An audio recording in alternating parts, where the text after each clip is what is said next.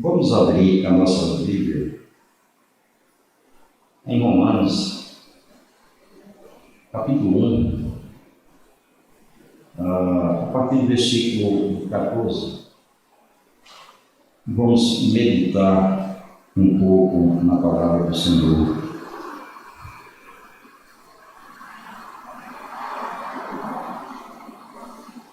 Uns versículos bastante conhecidos da igreja, mas que é bom a gente meditar nesses versículos, né?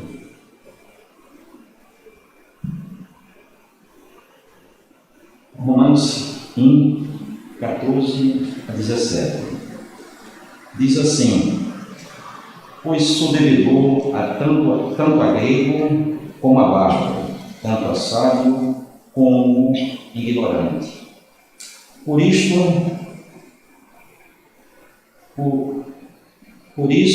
quando está em mim, estou pronto a anunciar o Evangelho, também a vós outro em Roma.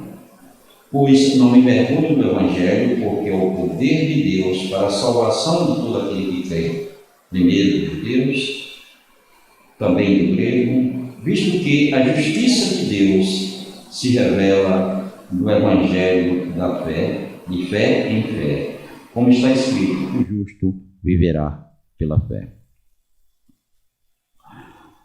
O apóstolo São Paulo, ele tem a revelação de Deus, uma revelação maravilhosa, quando ele escreve o livro de Romanos. Mas antes de entrar na meditação, eu vou fazer uma pequena oração.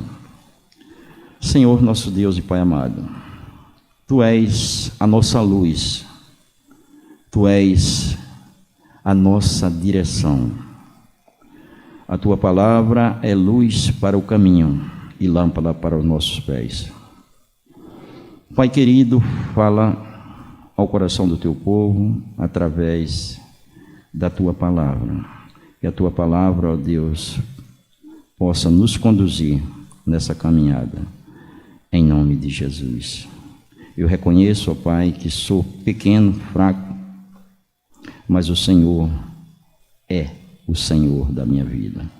Fala para nós, Senhor, para a Tua igreja, em nome de Jesus. Amém.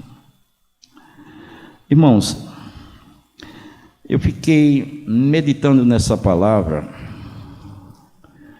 e observando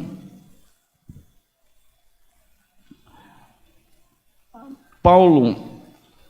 Ele faz uma declaração preciosa, maravilhosa. E para fazer uma declaração dessa que Paulo fez, precisa que aquela pessoa tenha uma experiência profunda. Paulo chega a dizer que o Evangelho é o poder de Deus para a salvação de todo aquele que crê. E ele faz uma colocação de povos. É como ele dissesse: não importa quem seja a nação, não importa quem seja a pessoa, se ela crer no Evangelho, este Evangelho, esse poder de Deus alcança aquela pessoa. Ela possa estar na calçada, ela possa estar na sarjeta, ela possa olhar para si e ver que é um viciado, um drogado, que para ele não tem solução, que perdeu mulher, perdeu filho, perdeu pai, perdeu mãe, e está em uma situação em que não tem saída. Até os seus lhe abandonaram. Mas se ele ouvir o Evangelho, que é o poder de Deus, ele será salvo. ele sairá daquela situação de miséria. E olhando para isso, eu fiquei impressionado a ponto de começar a pensar e fiz algumas colocações dentro de mim mesmo e vi o poder do Evangelho.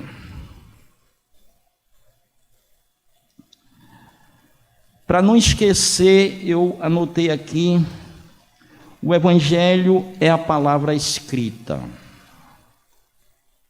O Evangelho é a palavra escrita. Jesus é a palavra encarnada. Aí se pergunta, e o que quer dizer com isso? Realmente o Evangelho é a palavra escrita. E Jesus é a palavra encarnada. E por que Paulo diz que o Evangelho é o poder de Deus? Pense bem, se você ainda não pensou. A palavra, ela tem um poder extraordinário de encarnar-se.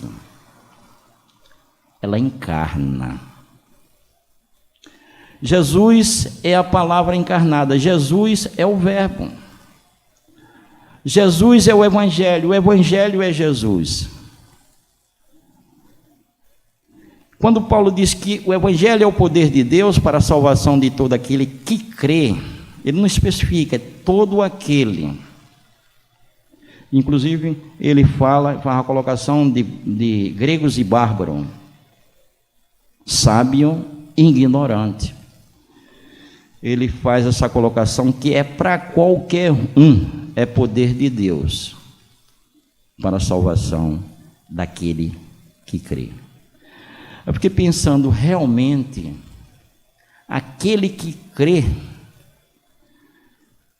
ele dá lugar ao Evangelho, ele dá o lugar, dá lugar à palavra.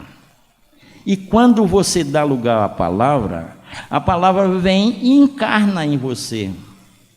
Jamais você não vive sobre você, mas você vive pelo Evangelho. Você vive pelo Espírito Santo. Você vive dirigido por Jesus.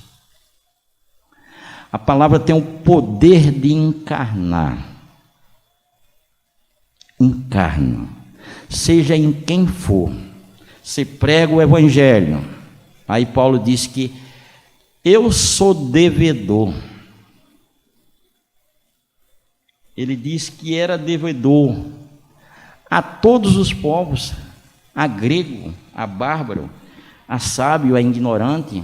Ele é devedor. Você e eu somos devedores para aquele miserável que se encontra na sarjeta, de você ir lá e falar do Evangelho a ele, daquele drogado.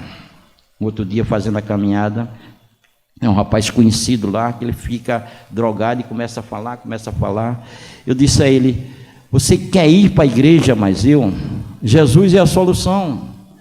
Ele disse, aonde é que o senhor congrega, seu Petrônio? Aí eu digo, eu congrego numa igreja evangélica, Jesus é a solução. E aí ficou, mas depois dessa pandemia a gente não entremos em contato.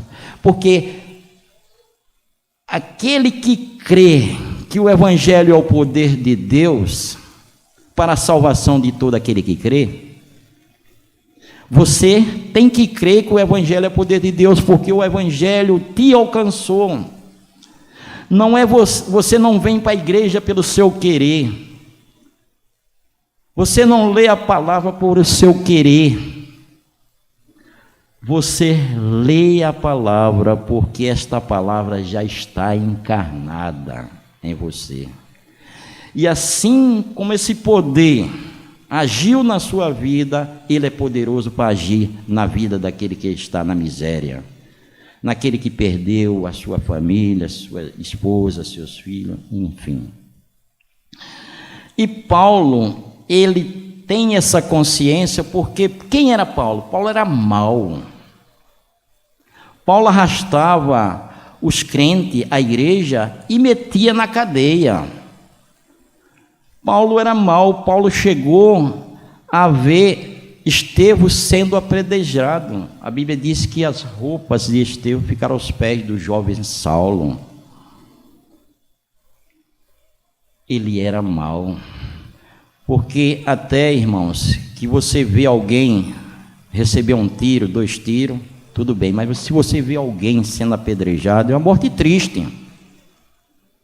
É a pessoa pedindo misericórdia a Deus, pedindo misericórdia àquelas pessoas, e aquelas pessoas sem misericórdia, sem piedade, jogando pedra e saindo sangue pela boca, saindo sangue pelos ouvidos, pelo nariz, enfim, é algo triste, e a pessoa procurando se livrar.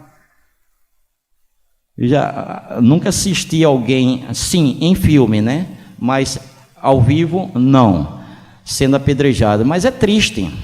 E Paulo viu aquela situação quando apedrejaram Estevão. Paulo era mau. Por que eu digo que ele é mau? Porque Paulo, ele mesmo disse que era um dos piores pecadores. Se Paulo era dos piores pecadores, e houve essa transformação, ele tinha como dizer que o Evangelho é o poder de Deus. Muitas das vezes nós ficamos acomodados até que o amor de Deus está no nosso coração, até que o Espírito Santo nos empurra, vá lá, fale do amor de Deus a esse cidadão, e a gente às vezes se prende. Mas nós sabemos que o Evangelho é o poder de Deus, porque é através desse poder que a gente congrega, é através desse poder que a gente ora, é através desse poder que a gente se dedica à leitura da palavra, é através desse poder que a gente ama o nosso próximo. Por quê? Porque a palavra, ela encarnou em você. E cada vez que você lê a palavra, mais ela vai se tornando, vai penetrando no seu coração, no seu entendimento. E eu fazendo essa análise, eu vi que é verdade, o Evangelho é a palavra escrita, mas Jesus é a palavra encarnada. E olhando para Jesus, eu observei que Jesus, ele se dedica ao ensino. Jesus chega lá em Mateus 11:28, Jesus faz o convite: vinde a mim, todos que estáis cansados e sobrecarregados. Irmãos, esse mundo, ele não somente traz cansaço para o pecador, como ele sobrecarrega, a ponto de entrar em desespero e provocar a sua própria morte, cometer o suicídio, a ponto de cometer o suicídio. E Jesus faz esse convite: vinde a mim, todos que estáis cansados e sobrecarregados, que eu vos aliviarei. Tomai sobre vós o meu jugo e aprendei de mim, que sou manso e humilde de coração, e acharei descanso para vossas almas. Você está sobrecarregado com as coisas deste mundo, e você não tem paz, você não é feliz, você não tem vida. Sabendo nós que fomos alcançados pelo Evangelho, pelo poder de Deus, e esse poder que nos faz manso, esse poder que nos traz o domínio próprio, esse poder que nos conduz para a casa do Senhor, como o pastor Franklin pregou domingo, que a gente encontra aqui na casa do Senhor refrigério, segundo a palavra. Jesus chama-nos para nos ensinar. Conhecendo esse Jesus, que ele diz: tomai sobre vós o meu jugo e aprendei de mim, que sou manso e humilde de coração, e acharei descanso para vossas almas. É interessante isso, que o nosso professor, aquele que nos ensina, ele é manso e é humilde. Ele não é aquele autoritário, mas ele tem todo o cuidado conosco, tem misericórdia, é longânimo, nos dá tempo a crescer. E aí ele tem esse desejo, essa vontade de encarnar o Evangelho, de encarnar a palavra naqueles que estão cansados.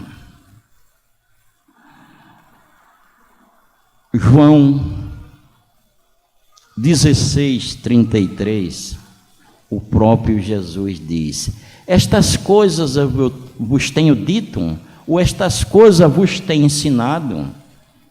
Você vê o ensino de Jesus: essas coisas vos tenho dito, essas coisas eu vos tenho ensinado, para que em mim vocês tenham paz. No mundo vocês terão aflição. É interessante que a maioria dos evangélicos, inclusive alguns pastores, parece que esquece de recitar ou falar a parte A do versículo, que é a parte boa. Que é a parte boa, aprender de Jesus. Aprender de Jesus para que tenha paz. Estas coisas vos tenho dito, tenho ensinado, para que em mim vocês tenham paz, no mundo vocês têm aflição. Eu fiquei pensando, como assim? Se eu estou no mundo, eu vou ter que ter aflição, mas eu posso ter paz neste mundo. Eu não vou olhar a parte A. No mundo vocês têm aflição. Não, eu quero ter paz em Cristo Jesus. Como assim? Como assim? Eu estou no mundo. Nós estamos no mundo, mas não estamos com o mundo. Não estamos com o mundo. Se você está no mundo e está com o mundo, realmente você vai ter aflição. Eu lembro do falecido pastor Josmar, ele tinha uma expressão interessante, ele dizia assim: eu estou no mundo, mas não sou imundo. Essa expressão eu memorizei há muito tempo, né? Desde o início, quando o Senhor fez a obra em minha vida. Ele dizia isso: eu estou no mundo, mas não sou imundo. E eu fiquei observando esse texto que Jesus diz, faz essa colocação: em mim vocês têm paz, porque você tem aprendido de mim, porque o Evangelho está encarnado em vocês, porque o Evangelho é quem conduz vocês, mas no mundo vocês têm aflição. Porque muitas vezes tem crentes com problema de saúde, com estresse, depressão e outras coisas, porque não tem paz. A palavra de Deus não é verdade. Sabe por quê, irmãos? Porque realmente eles não têm pegado a palavra de Deus, o Evangelho, e não têm encarnado para viver por Ele e nele. Porque Jesus faz essa expressão muito bem lá em João 16:33. Estas coisas vos tenho dito, estas coisas vos tenho ensinado, para que em mim vocês tenham paz, porque no mundo vocês têm aflição. Esteja comigo e fora do mundo, vivendo no mundo, mas não com o mundo. Atente bem para isso, irmão. Isso é algo que nos chama atenção, para que a gente possa gozar paz em um mundo que não tem paz. Finalizando, irmãos, eu gostaria de ler com os irmãos lá em Isaías, capítulo 9, um versículo bastante conhecido, mas eu não memorizei. Isaías, capítulo 9, versículo 6 e 7. Versículo bastante conhecido, né? Mas eu não memorizei. Inclusive foi até citado agora no Natal, mas eu quero falar a respeito da preciosidade do nosso conselheiro, né? Do nosso conselheiro, que é o Senhor Jesus. Eu estou atrasado aqui no folheamento da Bíblia. Isaías 9, 6 e 7. Diz assim: porque um menino nos nasceu, um filho se nos deu, o governo está sobre os seus ombros. O seu nome será Maravilhoso Conselheiro, Deus Forte, Pai da Eternidade, Príncipe da Paz. Para que se aumente o seu governo e venha a paz sem fim sobre o trono de Davi, sobre o seu reino, para os estabelecer e firmar mediante do juízo e a justiça desde agora e para sempre. O zelo do Senhor dos Exércitos fará isso. Isso é verdade. Isso é verdade. Jesus, maravilhoso conselheiro. Por que não absolver os conselhos desse que a própria Bíblia diz que ele é um maravilhoso conselheiro? É confiável os conselhos de Jesus, é confiável a sua palavra, porque a sua palavra, ela nos dá paz. O Salmo 119, versículo 165 diz: grande paz tem aqueles que guardam a lei do Senhor. A lei do Senhor é escritos. São todos esses escritos.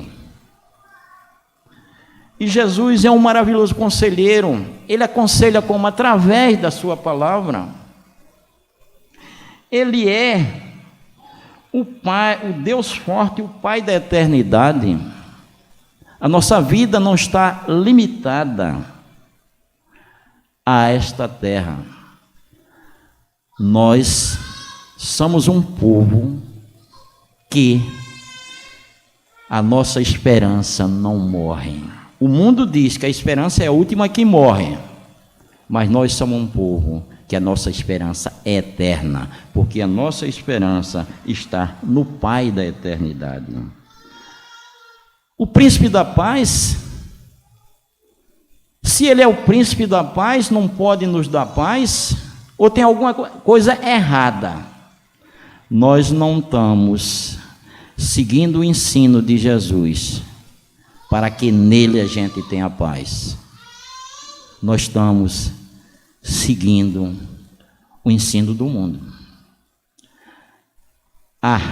Jesus e o mundo. Estamos no mundo, mas não estamos com o mundo. E aí continua dizendo no versículo 7, para que se aumente o seu governo e venha a paz sem fim. As últimas frases diz: o zelo do Senhor dos Exércitos fará isso. Eu creio nessa palavra. E essa palavra, eu tenho experimentado essa paz. O mundo acha que paz é ter isso, ter aquilo outro, mas não é. A verdadeira paz é você estar contente com aquilo que Deus lhe concedeu. Esteja contente. Paulo era um homem que ele chegou a dizer que ele estava contente, estava satisfeito, que aprendeu a viver, tendo o que comer e não tendo o que comer. Que paz gozou esse homem, né? Às vezes até eu fico pensando, esse pessoal que anda em tendas, não tem uma visão de querer ter isso, de querer ter aquilo. Não sou contra, irmão, e a palavra também não é contra. Existe a semeadura em que o que você semeia, você vai colher. Se você semeia muito, você colhe muito, né? Não é errado. Agora, a gente não pode estar voltado para as coisas deste mundo, para os interesses mundanos, que nos prende a esse mundo e esquece do reino do céu. Eu agradeço a oportunidade que me deram e que o Senhor possa continuar nos abençoando, nos ensinando. E pode ficar certo, irmão, que a palavra de Deus, o evangelho que é poderoso, está em cada um aqui encarnado. O caminhar para Deus é o próprio Deus que causou, por causa da sua palavra, dentro de você. E que Deus seja louvado e continue nos abençoando, em nome de Jesus.